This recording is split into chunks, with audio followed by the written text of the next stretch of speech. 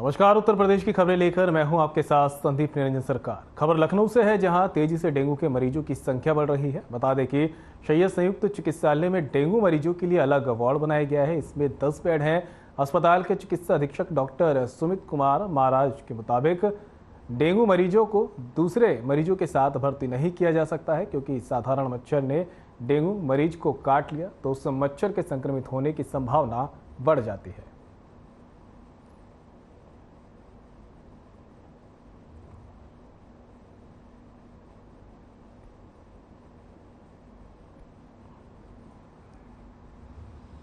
लखनऊ से आपको खबर बता रहे हैं, जहां पर डेंगू का प्रकोप लगातार बढ़ता जा रहा है, तो वहीं दूसरी तरफ स्वास्थ्य महकमा भी पूरी तरह से तैयार है। डेंगू मरीजों के लिए अलग से वार्ड बनाया गया है ताकि दूसरे मरीज सुरक्षित रहे, क्योंकि बताया जा रहा है कि अगर सामान्य मच्छर डेंगू के मरीज को काट लेता है तो डेंगू फैलने के और ज़्यादा प्रकोप यहाँ पर चांसेस बढ़ जाते हैं। तो शैय्या संयुक्त चिकित्सालय में व्यवस्था पूरी कर ली गई है। प्रदेश का स्वास्थ्य महकमा भी पूरी तरह से अलर्ट मोड पर है।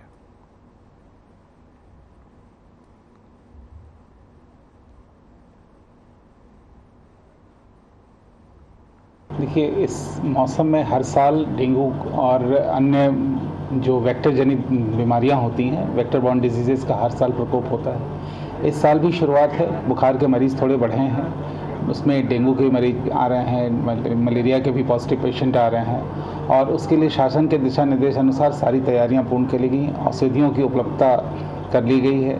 उसके अलावा डेंगू के लिए चिन्हित वार्ड बना दिया गया, जिसमें मच्छरदानी लगाकर मरीजों को उसमें रखा जाता है, जिससे कि एक से दूसरे को बीमारी ना फैले।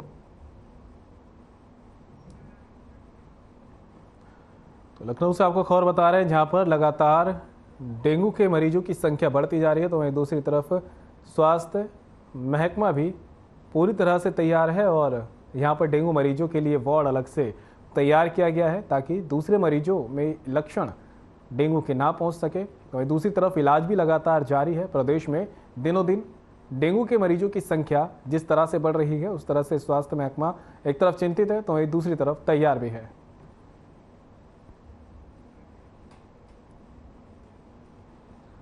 तो तस्वीरें आप देख सकते हैं।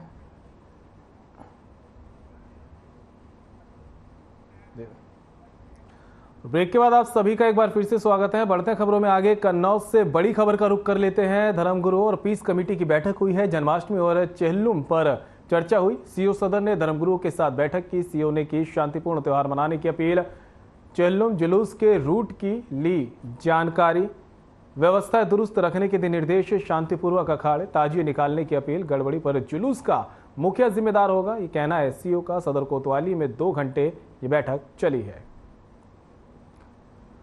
खबर आपको बता रहे हैं, जहां पर आगामी त्योहारों को लेकर अब प्रशासन और पीस कमेटी की बैठक हुई है। कहा गया कि किसी भी तरह की अव्यवस्थाएं ना फैले। धर्मगुरु और पीस कमेटी की यहां पर बैठक हुई है। तस्वीरें देख सकते हैं, जहां पर धर्मगुरु और पीस कमेटी की बैठक हुई। जन्माष्टमी और चेहल्लुम को लेकर यहां पर चर्चा हुई है। साथ ही सभी को निर्देश दिए गए कि जो भी यहां पर त्योहार मनाए पूरे शांतिपूर्ण तरीके से मनाए जाए।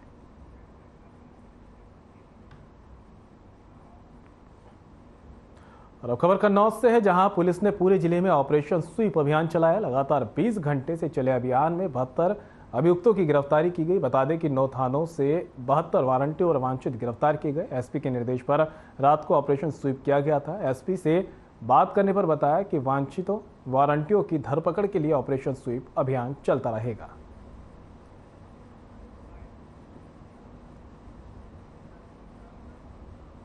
रात से और आज 5 तारीख को एक एसपी सर के निर्देशन में ऑपरेशन प्रहार चलाया गया था, जिसके तहत NBW वांछित की गिरफ्तारी करने का अभियान था, जिसमें हम लोग जो है लगभग 74 लोगों का भी गिरफ्तार कर लिए हैं। अभी तक ये अभियान चल रहा है। ये जो लोग वारंटी और वांछित अभी गिरफ्तार हुए हैं, वो माने जाने के सामने प्रस्तुत किया जा रहा है और इसमें ऐसे ही निरंतर अभियान चलाया जा रहा है। तो कन्नौज से बड़ी खबर सामने आ रही है। अतिक्रमण के खिलाफ ग्रामीणों का प्रदर्शन, कलेक्ट्रेट पहुंचकर डीएम को सौंपा ज्ञापन। महमूदपुर पैठ गांव के ग्रामीणों ने सौंपा ज्ञापन। गांव के दबंगों पर कब्जे का आरोप लगाया गया है। कब्जे के कारण सड़क निर्माण भी नहीं हो रहा है। तो खबर आप तक पहुंचा रहे हैं, जहां पर अवैध कब्जों को लेकर लोग परेशान हैं। अतिक्रमण के खिलाफ अब ग्रामीणों ने प्रदर्शन किया है, मोर्चा खोल दिया है। कलेक्ट्रेट पहुंचकर डीएम को ज्ञापन सौंपा है। महमूदपुर पैठ गांव के ग्रामीणों ने ज्ञापन सौंपा है और दबंगों पर कब्जे का आरोप लगाया है। साथ ही कहा कि जो अवैध कब्जे किए जा रहे हैं, अतिक्रमण किए जा रहे हैं, उनकी वजह से जो सड़कों का निर्माण होना था वो भी नहीं हो पाता है, जिसको लेकर अब ग्रामीणों ने अधिकारियों से इसकी शिकायत की है।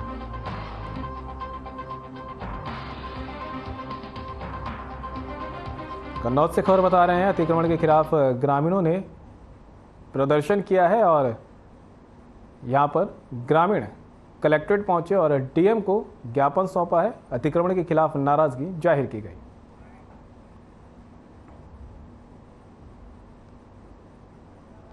बैठे थे, गांव की समस्या को लेके आए थे। गांव में नाला बनवा रहे थे, जो कि ग्राम समाज की ज़मीन है। 60 कड़िया की 288 नंबर घाटा संख्या है। इसमें शिवनाथ बाथम ने कब्जा कर रखा है। पुराना नाला था जिसे भर के अपने खेत में सम्मिलित कर लिया है और उसमें मेहंदी लगा रखी है। और मेहंदी जब उसकी एक बार लेखपाल पैमाइश कर चुके हैं, उसके खेत में ज़मीन निकली हुई है सरकारी। और जब हम लोगों ने काटने का प्रयास किया तो मेरे ऊपर अपने घर की महिलाओं को भेजा।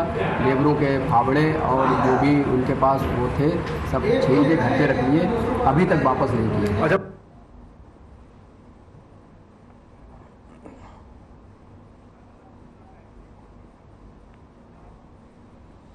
कन्नौज से बड़ी खबर सामने आ रही है। बार काउंसिल ने किया प्रदर्शन। डीजीपी मुख्य सचिव का फूंका पुतला। हापुड़ में अधिवक्ताओं पर लाठीचार्ज का मामला। पुलिस के विरोध में की नारेबाजी। आरोपी पुलिसकर्मियों पर मुकदमे की मांग। डीएम एसएसपी के तबादले की मांग की गई है। अधिवक्ताओं पर दर्ज मुकदमे वापसी की मांग यहां पर की गई। यूपी बार काउंसिल के आह्वान पर यह प्रदर्शन किया गया है। कन्नौज कचहरी परिसर में वकीलों ने प्रदर्शन किया है।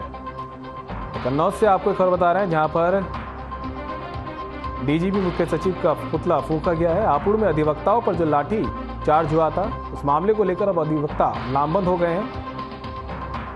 आरोपी पुलिसकर्मियों पर कार्रवाई की मांग की गई है। कन्नौज से खबर, प्रदेश भर में वकीलों का प्रदर्शन जारी है। कन्नौज से भी तस्वीर निकलकर सामने आई। हापुड़ में अधिवक्ताओं पर जो लाठीचार्ज हुआ, उसके विरोध में अब वकील लामबंद हो गए हैं। कन्नौज कचहरी परिसर में वकीलों ने प्रदर्शन किया है। तस्वीरें आप देख सकते हैं। साथ ही यहाँ पर विरोध प्रदर्शन, पुतला भी फूंका गया है और आरोपी पुलिसकर्मियों पर कार्रवाई की मांग की गई है। साथ ही ये भी मांग की गई है कि जो वकीलों पर मुकदमे दर्ज हुए हैं, उन्हें निरस्त किया जाए।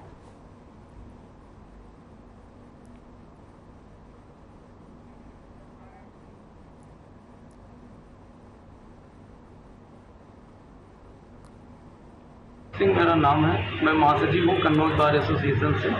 आज हमारे bar council of Uttar Pradesh के आह्वान पे 3 दिन की स्ट्राइक न होकर के कलम बंद हड़ताल की घोषणा की गई थी। और कलम बंद हड़ताल में कल हमको जिलाधिकारी महोदय को ज्ञापन देना था, जो मैंने दिया था। और विरोध प्रदर्शन के रूप में हमारी जो मांगे हैं, जो हमारे अधिवक्ताओं, महिला अधिवक्ताओं पर पुलिस द्वारा बर्बरतापूर्ण अत्याचार किया गया है, जिसके विरोध में हमारा पूरा प्रदेश बंद है। और जिसके लिए आज माननीय डीजीपी महोदय और मुख्य सचिव उत्तर प्रदेश शासन, 2 लोगों के पुतले हमारे कैंपस में ही हमको फूंकने के bar council of Uttar Pradesh के द्वारा निर्देश प्राप्त हुए थे। उन्हीं निर्देशों पर हमने ये किया है, सभी अधिवक्ताओं ने मिलकर।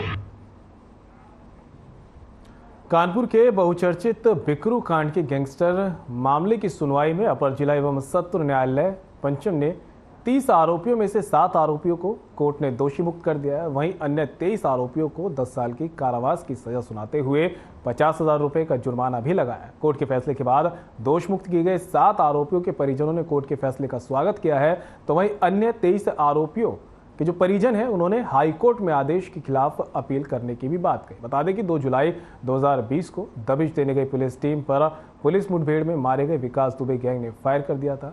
घटना में 8 पुलिसकर्मियों की मौत हो गई थी। इसके बाद चौबेपुर थाने में आरोपियों के खिलाफ मुकदमा दर्ज किया गया था, जिसमें एक मुकदमा गैंगस्टर का भी चला था, जिसकी सुनवाई अपर जिला एवं सत्र न्यायालय पंचम में पिछले 3 सालों से चल रही थी। जी, आज निर्णय पर लगा था ये गैंगस्टर का मामला।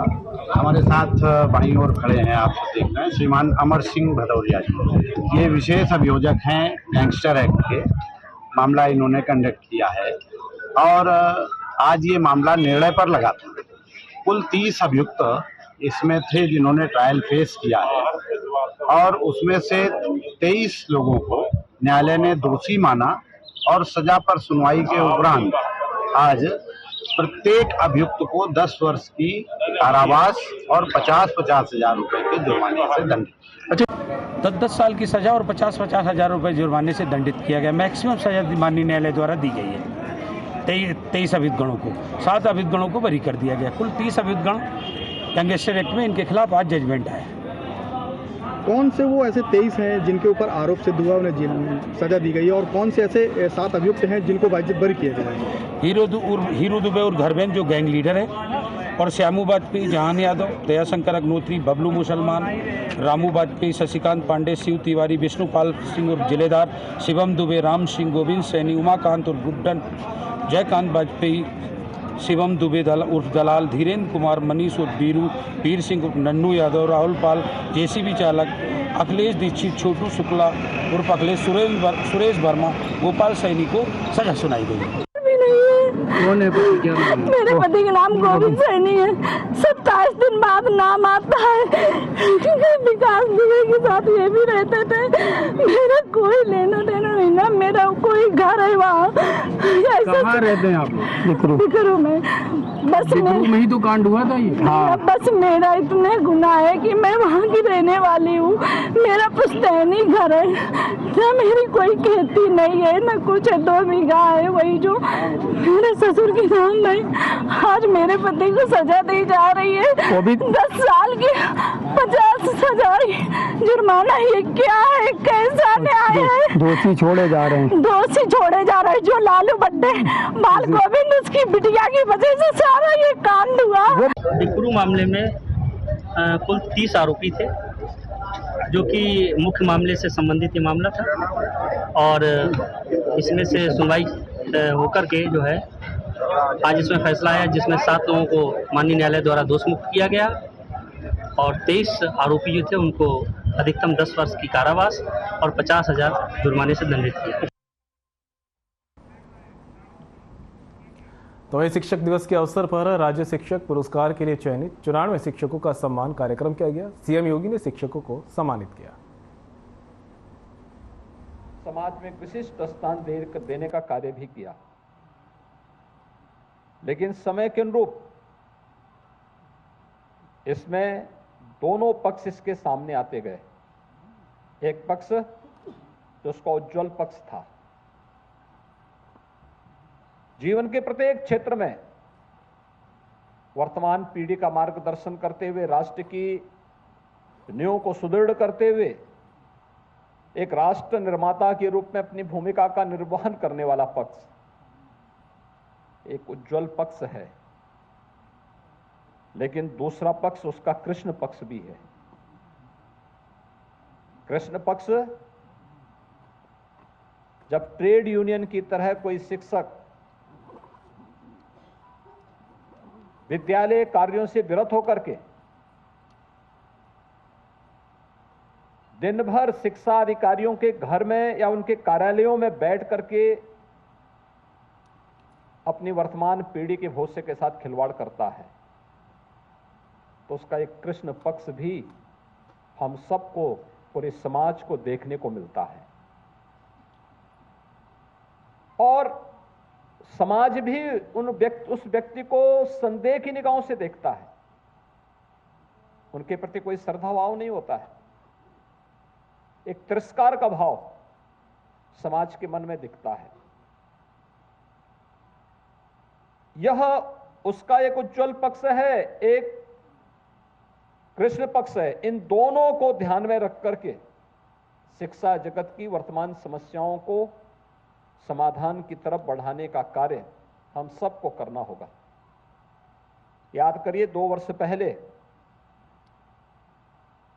जब शिक्षक दिवस के अवसर पर प्रदेश के उत्कृष्ट शिक्षकों के सम्मान का प्रश्न सामने आया था, तो मैंने वो कार्यक्रम कैंसिल करवा दिया था, क्योंकि जब सूची मैंने देखी तो उसमें ऐसे ऐसे चेहरे थे जिन्होंने कभी स्कूल में पढ़ाया ही नहीं होगा, जो कभी जाते ही नहीं थे। तो मैंने कहा भाई इन लोगों का नाम क्यों दे, इनको तो मैं रोज देखता हूं घूमते हुए, स्कूल कभी जाते नहीं है, ये न्यू को सुदृढ़ नहीं कर रहे हैं, न्यू को खोखला करने वाले लोग हैं, इनका नाम कैसे आ गया। और फिर पूरी सूची को सुधारने की जिम्मेदारी मैंने विभाग को दी और मुझे प्रसन्नता है आज प्रदेश के उन 94 शिक्षकों को, बेसिक शिक्षा परिषद के 75 शिक्षक और माध्यमिक शिक्षा विभाग के 19 शिक्षकों को, जिन्होंने कुछ अपने क्षेत्र में यूनिक किया है, विशिष्ट किया है, जिनका व्यक्तित्व उनके कृतित्व के कारण अन्य लोगों के लिए प्रेरणादायी बना है, उन्हें सम्मानित करते हुए मुझे स्वयं भी प्रसन्नता की अनुभूति हो रही है। इस अवसर पर सम्मानित होने वाले सभी 94 शिक्षकों के साथ साथ प्रदेश भर के उन सभी गुरुजनों का, एक शिक्षक तो हमेशा शिक्षक होता है, जो वर्तमान में है, जो इससे पहले अपनी सेवा से निवृत्त हो चुके हैं लेकिन समाज का मार्गदर्शन कर रहे हैं, उन सब का मैं इस अवसर पर हृदय से अभिनंदन करता हूं और शिक्षक दिवस की बधाई भी मैं उन सभी के प्रति इस अवसर पर व्यक्त करता हूं। एक बड़ी जिम्मेदारी है आप सबके ऊपर, और बड़ी जिम्मेदारी इसलिए क्योंकि सरकार ने इस बड़ी जिम्मेदारी के साथ समाज के एक निर्माता के रूप में, राष्ट्र के एक निर्माता के रूप में आप सबकी भूमिका को आगे बढ़ाने और उससे वर्तमान पीढ़ी को प्रेरित करने की एक बड़ी जिम्मेदारी आपको दी है। एक बड़ी जिम्मेदारी है आपके पास। अगर हम समय के अनुरूप नहीं चलेंगे तो फिर समय हम सबको पीछे धकेल देगा, हम पिछड़ जाएंगे। प्रगति और विकास की दौड़ में हमारा कोई स्थान नहीं होगा, और विकास और प्रगति के इस दौड़ में हम पीछे न रह जाएं, हम अग्रिम पंक्ति में खड़े होकर के समाज को दिशा देते हुए रहें। इस भूमिका के साथ हम सबको स्वयं को तैयार करना होगा। और आज जिस तेजी के साथ आपने देखा होगा, यही एक दूरदर्शिता होती है। चैलेंज दिखाई नहीं दे रहा, लेकिन हमने चैलेंज को स्वीकारा। जब प्रधानमंत्री मोदी जी ने 2014 में प्रधानमंत्री के पद का दायित्व संभाला, उस समय उन्होंने स्कीम कुछ जारी की, जैसे जनधन अकाउंट जारी किया। 48 करोड़ गरीबों के बैंक में खाते खोले गए। तो जिन लोगों में दूरदर्शिता नहीं थी, वे कहते थे सब खाली अकाउंट क्यों खोले जा रहे हैं, क्योंकि उनकी समझ में नहीं था कि इसका उपयोग कैसे किया जाना है। वे कहते थे कि ये सब गरीबों का अपमान हो रहा है। और उस समय विपक्ष के लोगों ने तमाम प्रश्न खड़े किए थे। उत्तर प्रदेश में भी लगभग 8.5 करोड़ गरीबों के बैंक में अकाउंट खोले गए। पहली बार इनके अकाउंट खुले थे, लेकिन जब 2020 में कोरोना महामारी आई थी और कोरोना महामारी में अगर इन 48 करोड़ परिवारों के बैंक में अकाउंट नहीं होते, अनुमान करिए अपने घर की किसी भी आवश्यकता के लिए, सरकार की किसी भी योजना का लाभ देने के लिए इनको बैंकों के पास जाना होता या राजस्व विभाग के कर्मचारी और अधिकारी को हर व्यक्ति के घर में पहुंचना होता, क्या स्थिति होती। हम कोरोना से निपटते कि उनके घर में चेक लेके दौड़ते और फिर वह व्यक्ति बैंक में जमा करने के लिए आता, क्या स्थिति होती। लेकिन जनधन अकाउंट ने डीबीटी के माध्यम से एक क्लिक किया, एक साथ करोड़ों लोगों के खाते में पैसा चला गया। मीडिएटर भी समाप्त, जो बीच के दलाल हुआ करते थे उनकी दुकानें बंद हो गई, लेकिन एक गरीब को योजना का पूरा लाभ मिलता हुआ दिखाई दिया। और केवल उसी स्तर पर नहीं, हर स्तर पर हम देखते थे। खासतौर पर निराश्रित महिलाओं के मुद्दों को लेकर के, वृद्धजनों के पेंशन के मुद्दे को लेकर के हम देखते थे। 300 रुपया महीना पेंशन मिलता था, 6 महीने का पेंशन एक साथ जाता था, तो उसमें से बाबू अपना शेयर मांगता था, क्योंकि चेक देना है 1800 रुपये का चेक, उसमें से 500 रुपये का घूस दो। आज तो कोई घूस नहीं मांग सकता, क्योंकि पैसा उनके हाथ से दूर जा चुका है। अब पैसा यहां से एक क्लिक किया जाता है, एक साथ 1 करोड़ परिवारों के खाते में पैसा चला जाता है और धनराशि भी बढ़ी है। डिजिटल पेमेंट के साथ सबको जोड़ा गया। डीबीटी के माध्यम से धनराशि का अंतरण उनके अकाउंट में होना शुरू हुआ। दूरदर्शिता नहीं होती तो कोरोना से हम बाद में लड़ते, पहले तो बैंकों में मारपीट होती। और इसमें राहत कार्य की बात तो दूर, हम किसी को कुछ नहीं दे पाते। अनेक स्कीम चलाई गई। युवाओं के लिए प्रधानमंत्री मुद्रा की योजना चलाई गई, पीएम स्टार्टअप की योजना चलाई गई, महिला और दलित उद्यमियों के लिए भी पीएम स्टैंडअप की योजना प्रारंभ की गई। अनेक कार्यक्रम इस रूप में चले। आज के दिन पर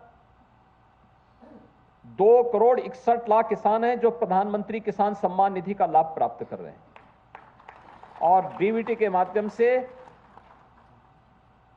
प्रधानमंत्री जी हर तीसरे महीने,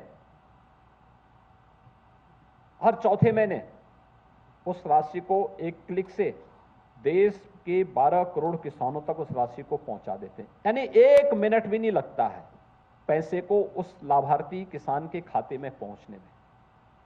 यह है टेक्नोलॉजी। समय के अनुरूप चलना, उसके अनुरूप देखना और उसके अनुरूप कार्य करना। मुझे लगता है कि शिक्षा भी, राष्ट्रीय शिक्षा नीति कोरोना कालखंड में सन 2020 में लागू हुई और इससे जुड़े हुए अनेक कार्यक्रम लागू किए गए।